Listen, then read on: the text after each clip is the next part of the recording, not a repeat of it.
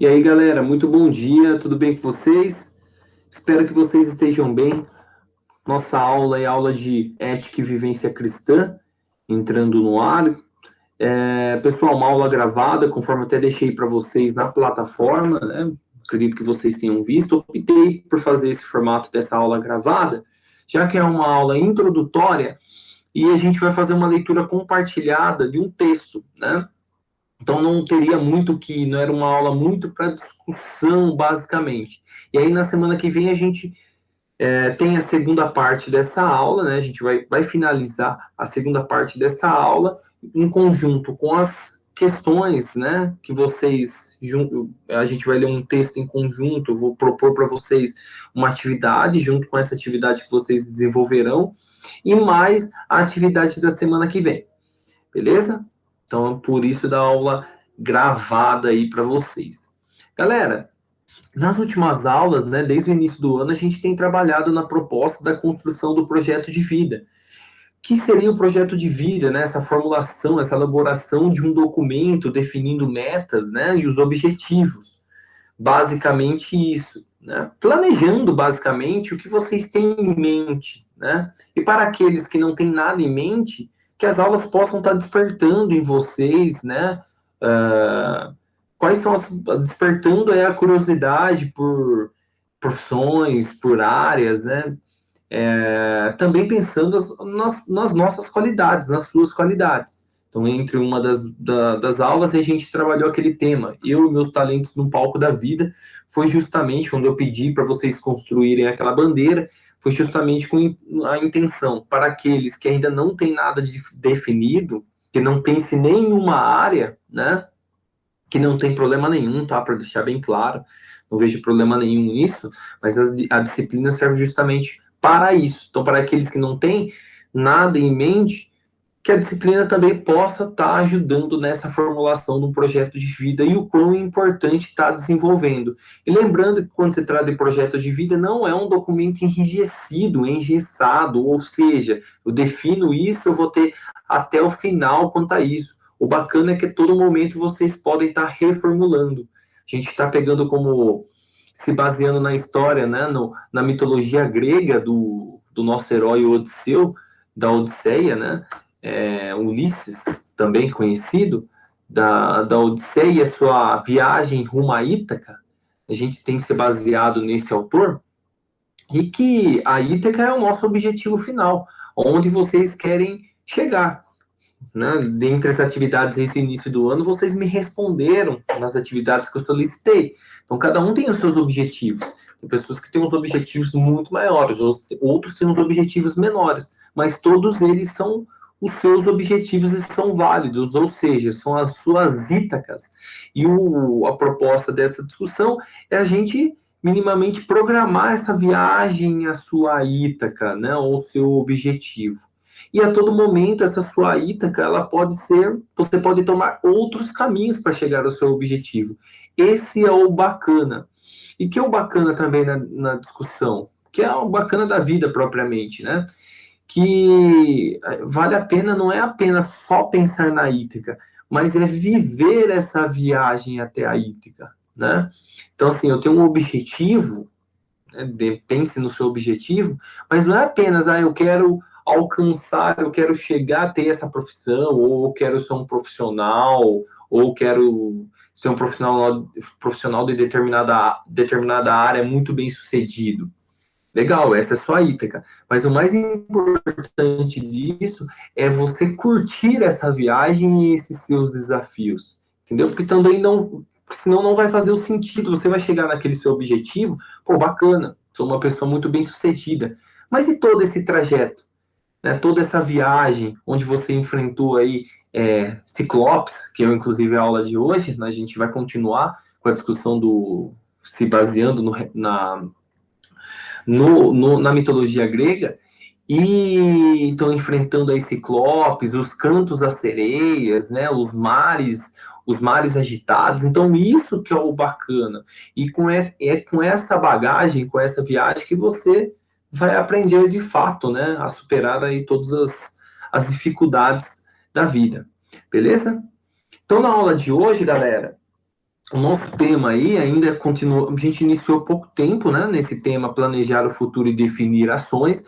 Então é esse tema que vai pegar um grande período desse segundo trimestre, a gente vai praticamente até o final até o início do terceiro trimestre nesse tema, planejar o futuro e definir ações, né? Então é um tema mais prático mesmo, beleza? E a nossa aula tem como nome, como título aí, meus objetivos estão definidos. E agora? Então vocês estão notando aí no final, né, atrás dos títulos, né? Essa imagem, né? O que é essa imagem? Que dá para perceber nela, né?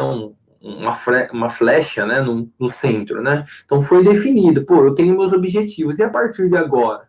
O que fazer, né?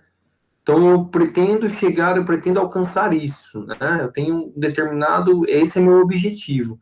Mas e agora? O que eu faço? Então o objetivo dessa aula, nossa, basicamente é a gente pensar no plano de ação, né? Que o agora é o plano de ação, que é um dos planos mais, uma das partes mais importantes. Pensar no plano de ação, assim como os objetivos, trabalhar o conceito de objetivos e metas, tá? Então, nessas duas aulas, a gente vai trabalhar o conceito de objetivo e o conceito de metas, tá? E a gente vai perceber que são coisas diferentes. Acho que vocês que estão me escutando, vocês já devem imaginar. Mas são coisas diferentes. Mas muitas vezes a gente confunde. A gente coloca a meta como objetivo, o objetivo como a meta. Então, é muito importante a gente tá muito bem definido o que é o objetivo e o que é a meta. E nessas duas aulas a gente vai trabalhar esses dois conceitos em conjunto com a premissas. Mas a premissas a gente já trabalhou nas últimas aulas, lembra-se? Premissas, riscos e restrições. Então, a premissas aí é a etapa essencial, né? A hipótese, basicamente, né? O que seria uma premissa? Vou concluir o segundo ano do ensino médio. Então, tem uma premissa que o 2020 é um ano de conclusão do segundo ano do ensino médio. Eu tenho essa premissa. Quais são os riscos? Quais são as restrições? Então, a gente vai trabalhar quais são os objetivos, premissas que a gente que é a etapa essencial, a hipótese, e o estabelecimento de metas, tá? Definir o que é metas e o que é objetivo, essas coisas diferentes, tá? Com a ideia do plano de ação, já que a gente está construindo aí o nosso plano de ação. Galera, então a gente, conforme eu tinha até deixado para vocês lá no quadro de avisos, a gente vai retomar, né, a saga do nosso herói aí, o Odisseu, Ulisses também conhecido, mais precisamente aí num canto ou num capítulo assim chamado, que é um dos mais conhecidos, que é o capítulo 9, que é o Odisseu enfrenta aí o Ciclope. O que seria o Ciclope, galera? A gente vai ler a passagem. O que seria o Ciclope? Uma espécie de um homem gigante que tem um olho no meio da testa, não tem olhos, né? Ele tem um grande olho no meio da testa, né? E o nosso herói aí que passa por várias peripécias, a gente pode colocar dessa forma, ele enfrenta, ele tem um capítulo muito interessante com esse Ciclope. E dentro dessa história do Ciclope, a gente vai pensar em conjunto, né? Vou deixar como atividade para vocês. Quais são as metas e quais são os objetivos? Quais foram os objetivos do nosso herói Ulisses? Beleza? Então a gente vai retomar a ideia, nós discutimos lá no início, né? Começamos pela viagem ao retorno a Ítaca, dos Cantos da Sereia, né? O retorno à sua terra, que o nosso herói, e nesse segundo momento, um ciclope no caminho, que é o nome da nossa atividade, um ciclope no caminho de Ítaca, tá? Então o objetivo dessa nossa atividade, que é a nossa aula, né, nossa primeira parte da aula, lembrando que esse é o primeiro momento da nossa aula, é o conceito de objetivos, tá? Na segunda parte da aula, que é na semana que vem, a gente vai trabalhar com o conceito de metas. Então, na aula de hoje, basicamente, é o conceito aí de objetivos, tá? Na estrutura de um plano de ação. A gente está pensando em plano de ação, né? O colocar nossos objetivos, tenho meus objetivos. E agora, né? Agora é o plano de ação. Mas mesmo que você tenha seus objetivos, a gente vai trabalhar esse conceito. Beleza? Vamos lá, então. Pessoal, vou fazer uma leitura com vocês. tá? Uma leitura um pouco longa dessa passagem, mas eu quero que vocês prestem muita atenção. Esse material está disponibilizado para vocês fazerem novamente a leitura, tá? E assim tá fazendo a atividade. Se vocês for lendo comigo aqui, pode ser que vocês nem precisem reler novamente esse texto. Nessa primeira leitura, vocês já conseguem estar desenvolvendo a atividade, beleza? Então, vou ler aqui com vocês, tá? Então, a atividade, né, da nossa aula é um ciclope no caminho de Ítaca, né, o nome da atividade. Então, vamos lá. Ulisses não... Um breve contexto do Ulisses e depois a gente vai para a história, tá? Ulisses não escolheu ir à guerra de Troia. Muito pelo contrário, ao ser convocado a pegar em armas, fingiu-se de louco para ser dispensado. Porém, o seu ardil foi descoberto e não restou alternativa senão combater em nome de seu povo. Contudo, não tendo escolha, Ulisses tinha uma visão: voltar inteiro para casa e continuar a ser um rei em sua terra, ao lado da sua esposa e do filho. Lembra que o objetivo do Ulisses é o retorno por conta do seu filho que ele não chegou a conhecer, né? E da sua esposa. É uma longa história, com inúmeras peripécias, e a saga só se conclui ao final de 20 anos do nosso herói, do herói longe de casa. Então, plano de ação. O plano de ação é que não falta nessa grande aventura. Pudera. A fama de Ulisses se deve justamente à sua capacidade prodigiosa de arquitetar minuciosamente as suas ações. Pode-se dizer, aliás, que a cada nova descoberta de Ulisses, a cada encontro com reis, rainhas, princesas, feiticeiras, ninfas e outras criaturas fantásticas, o que o leitor acompanha durante a leitura é uma recriação e um aperfeiçoamento desse plano, conforme as orientações que o herói vai recebendo pelo caminho. Alguns episódios são exemplares nesse sentido, pois se reconhece seu plano de ação articulado por inteiro. Sem dúvida, o episódio 9, que é o caso, esse episódio que a gente vai ler, ou o canto 9, como é mais conhecido, é um dos exemplos mais perfeitos disso. Então, vale a pena repassá-lo aqui. Então é isso, galera. Tipo, são 20 anos, né? A obra aí do Ulisses é uma obra gigantesca. Acredito que vocês já devem ter visto em outras disciplinas, algo relacionado, ou já tenham discutido, né, sobre, basicamente, sobre a Odisseu, na sua importância. E o que é uma obra dividida em capítulos, né, em episódios, né, uma obra muito vasta.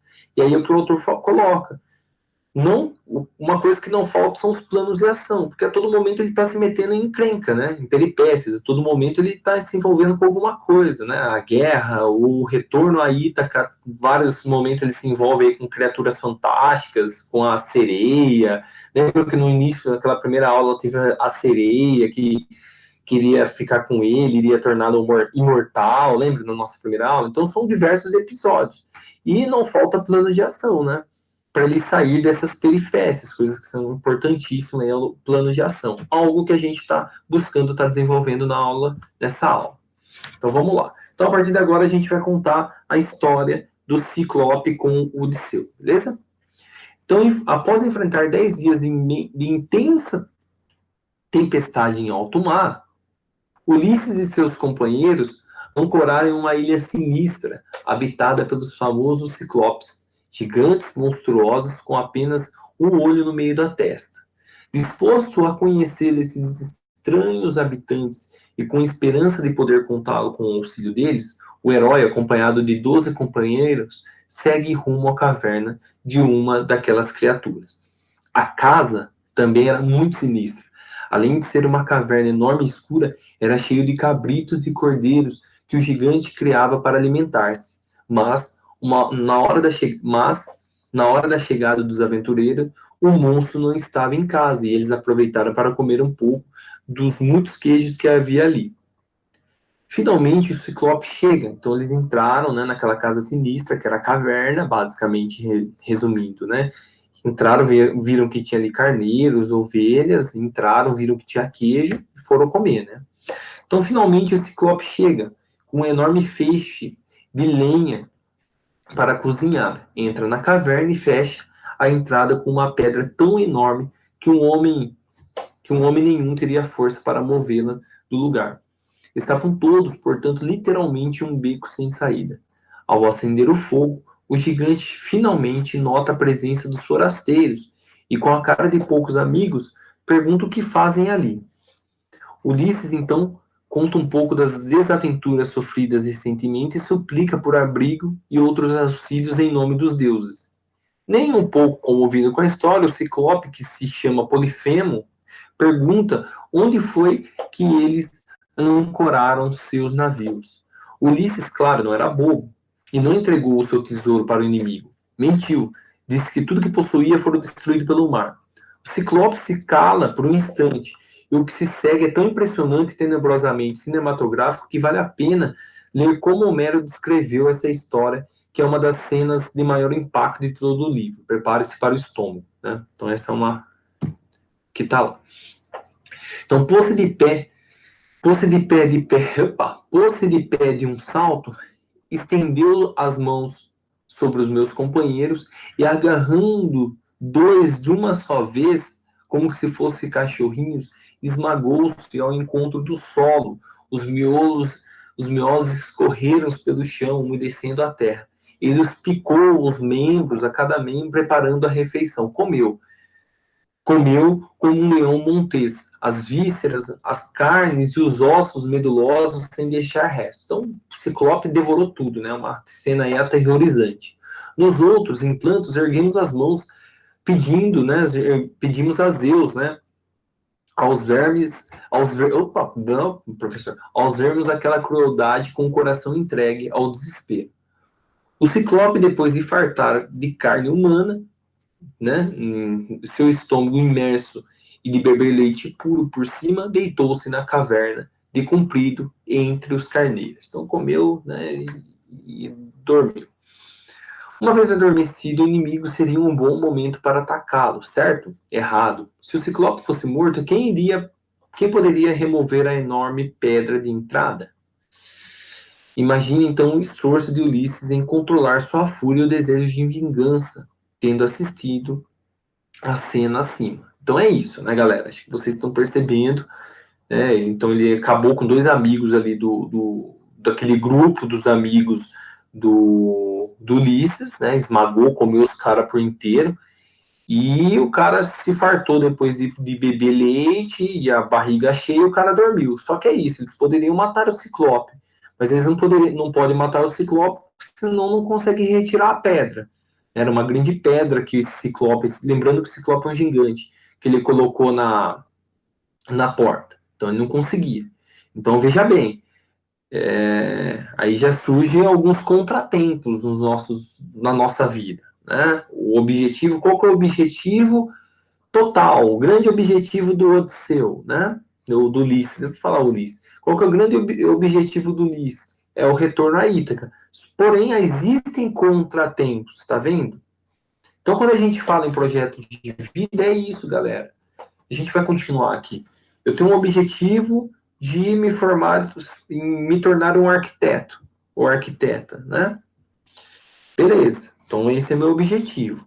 Então, tem algumas metas a serem alcançadas para chegar naquele objetivo. Só que esse caminho até o objetivo pode ser que aconteça contratempos. E aí vocês terão que criar outros planos, né?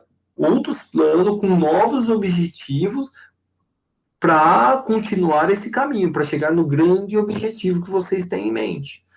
Beleza? Então acho que deu para entender qual que é o contexto, qual que é a importância da obra, o porquê da obra do Ulisses aí, né? Então ele tem um objetivo que é a Ítaca, mas aconteceu um contratempo, e agora eles vão ter que pensar em outros objetivos dentro desse contexto para sobreviver. Beleza? Continuando. Na manhã seguinte, Polifemo, que é o nosso saudoso Ciclope, acorda e abate mais dois amigos de Ulisses e os devora. Então o cara acordou, comeu mais dois colegas. O monstro conduz o rebanho para fora da caverna, sai em seguida assoviando e fecha a entrada novamente com a pedra. Então, o cara saiu, levou os rebanhos para comer e já era. Mais uma vez, é beco, né? Mais uma vez o beco é sem saída. Mas enquanto o inimigo não retorna, Ulisses se põe a matutar sobre como ir à desforra e debandar dali. Quando o Ciclope retorna, a vingança já está cuidadosamente concebida.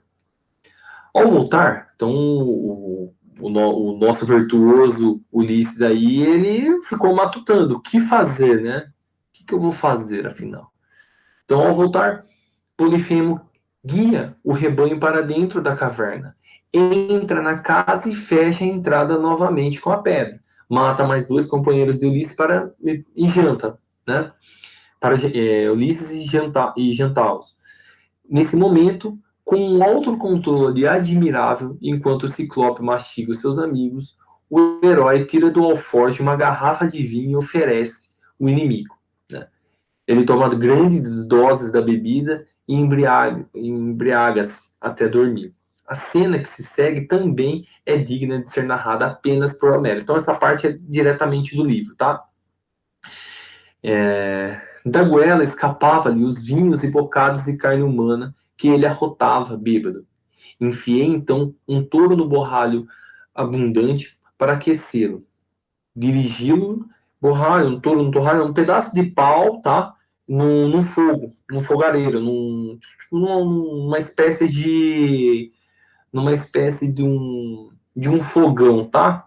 Uma espécie de um fogão. Lógico, numa caverna não é um fogão, mas é como se fosse uma espécie. O fogareiro dele, tipo a cozinha dele. Ele colocou um fogo ali, colocou. Beleza? Então, bora lá, para aquecê-lo. Dirigir palavras de acoroçoamento. Acoroçoamento é palavras de incentivo aos amigos, tá? Então, ele começou. Olha o papel da liderança do Ulisses, né, galera? Então, tipo, ele começou a dar ânimo para os seus colegas que estavam assustados, amedrontados. Falou, não, meu, a gente vai ter que acabar com esse cara, a gente é capaz. Então, um papel de liderança ali do Ulisses. Quando, enfim, o touro de oliveira, que é um pedaço de pau, tá? De touro de oliveira, da árvore oliveira mesmo, tá? Quando, enfim, o touro de oliveira estava a ponto de inflamar-se, vermelho, brilhando terrivelmente, apesar de verde, tirei-o do fogo e trouxe para perto. Então, ele ficou esquentando ali, né? Imagina, como se fosse um lápis, né? Um pedaço de madeira com pontiagudo. Então, ele colocou ali no fogo, ficou esquentando. Você já imagina o que ele vai tentar fazer, né? Ficou esquentando. Assim que esquentou, ele tirou do fogo. Lembrando que o Polifemo tinha encharcado, tinha bebido várias, né? Vinho e tinha comido dois amigos do Ulisses. Bora lá, vou continuar então. Os camaradas rodearam-me. Um deus lhe inspirou-lhe uma grande coragem. Ergueram o touro de oliveira de ponta aguda e cravaram no olho do ciclope, enquanto eu, pesando de cima, o fazia girar. Era como um homem furando uma prancha de navio com um trado. O trado é uma espécie como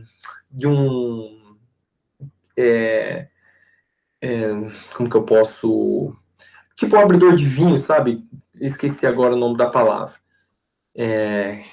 Vai furando assim, tá? Esqueci agora, professor. Mas vocês estão escutando, vocês entenderam. Enquanto os outros por baixo fazem esse a girar numa correia, cujas pontas seguram e o trado volteia sempre firme no lugar. Foi assim que agarramos o touro aguçado e ao fogo e o fizemos girar em seu olho. Então os caras pegaram, enfiaram no olho dele, né, e ficaram virando, lembrando que ele era um gigante. O sangue escorria em volta do touro ardente. Queimava inteiramente as pálpebras e as sobrancelhas, o vapor exalado de pupila a arder, cujas raízes fringiam na chama. Quando um ferreiro mergulha na água fria da têmpora, que é de onde vem a força do ferro, um machado grande ou uma acha de armas, essa chia forte. Silvava assim o seu olho em volta do touro de oliveira. O ciclope soltou um urro terrível, a rocha reboou em redor. Nossa, apavorados recuamos, enquanto ele arrancava o olho, o touro ensanguentado lançou-se de si em seguida, agitando os braços. É isso, tipo, os caras, tipo, aqui tá todo, né, tem todo um formato de escrita aí que é direto da obra.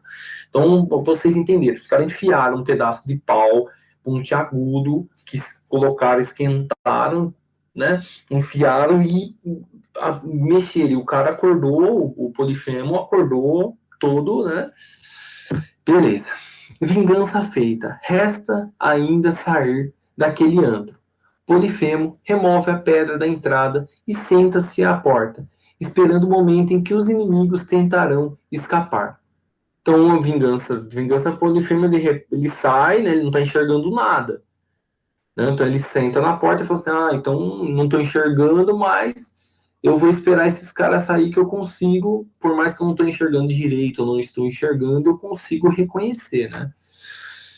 Mais uma vez, porém, Ulisses já havia arquitetado outro plano audacioso. Havia grandes carneiros na caverna. Lembra-se que ele cria carneiros para comer, né? Havia grandes carneiros na caverna. Então, o herói amarrou-os de 3 em 3 com vime flexível, extraído da própria cama do Ciclope.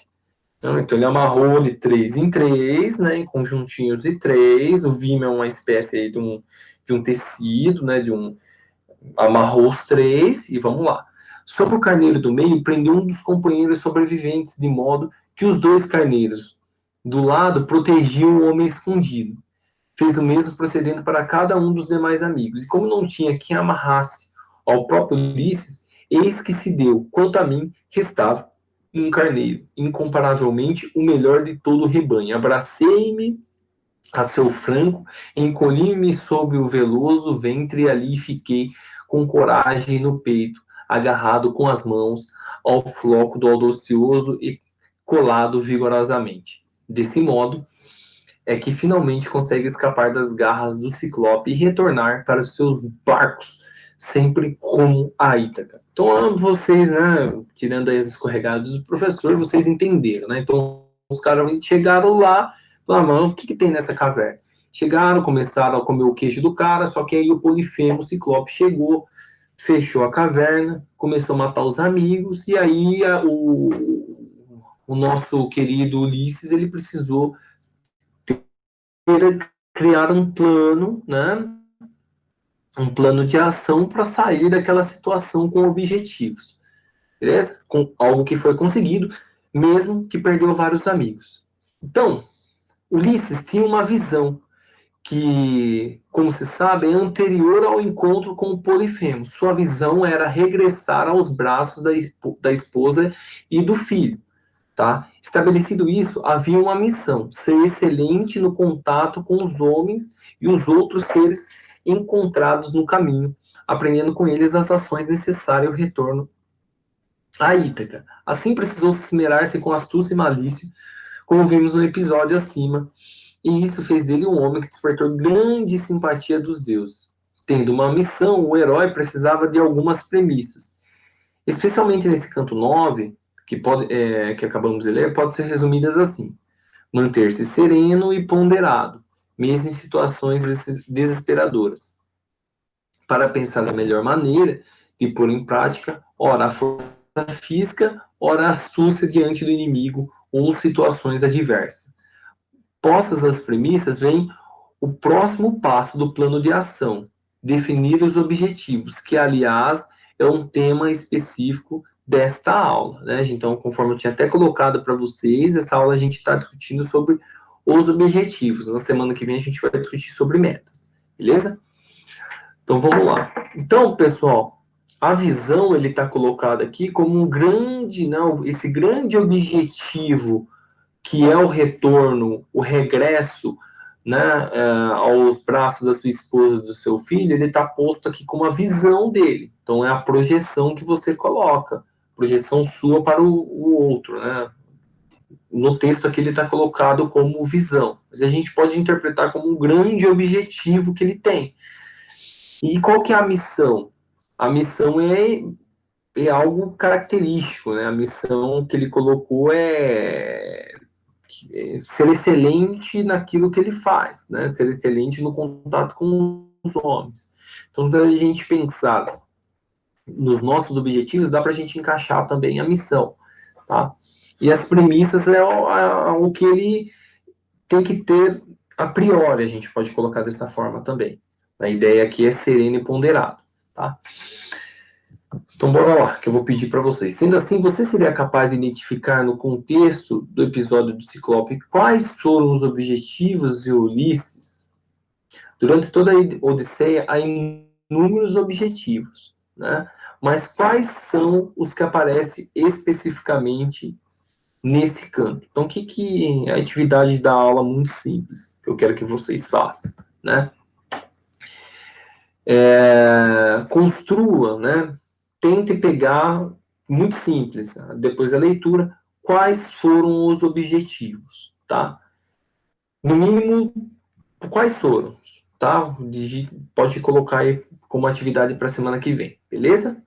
Deixo para vocês essa ideia aqui do plano de ação, tá? É algo que a gente vai trabalhar na semana que vem, tá? Então, na versão integral da obra, os objetivos aparecem, sem dúvida, com maior detalhes aí da deliberação de Ulisses, sobre quais os amigos o auxiliaria, como que faria, né? Então, a gente leu, eu li para vocês, a gente leu em conjunto aí, essa parte comentada, a gente pode colocar dessa forma, né?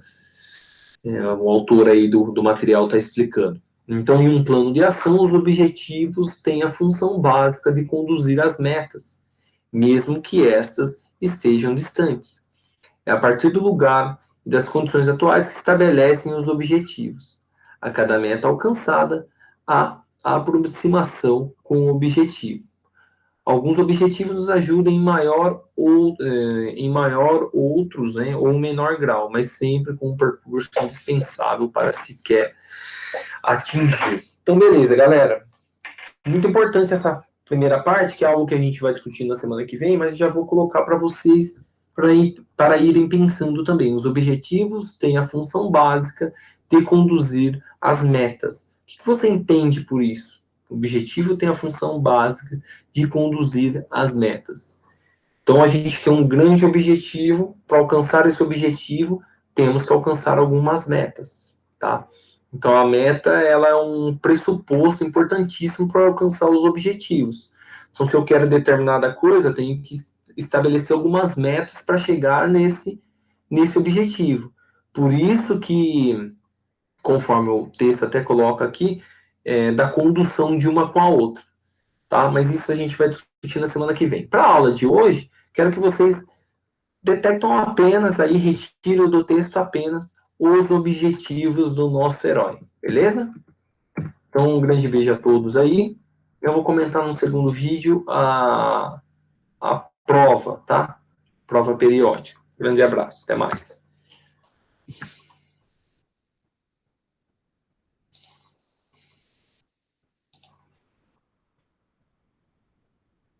Deixa o professor despejar.